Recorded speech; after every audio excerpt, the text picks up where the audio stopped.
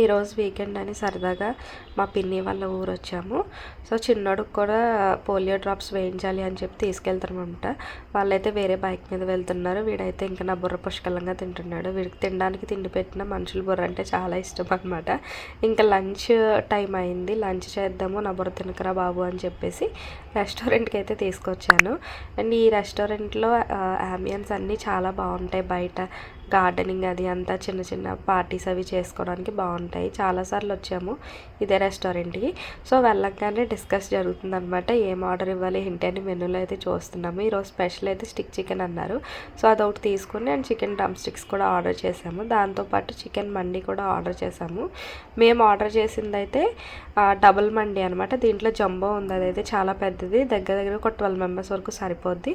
మేమైతే ఒక 6 మెంబర్స్ ఉన్నాం కాబట్టి డబుల్ చెప్పుకున్నాం. అండ్ టేస్ట్ అయితే చాలా చాలా బాగుంది. అండ్ మన ఊర్లో కూడా ఇలా మండి ఏదన్నా పెడితే బాగుంటుంది అనిపిస్తుంది అనమాట. ఇలా ఊర్లో వచ్చినప్పుడే అక్కడ మండి అవైలబుల్గా ఉన్నప్పుడే మంచిగా తిని ఎంజాయ్ చేయాలనిపిస్తుంది.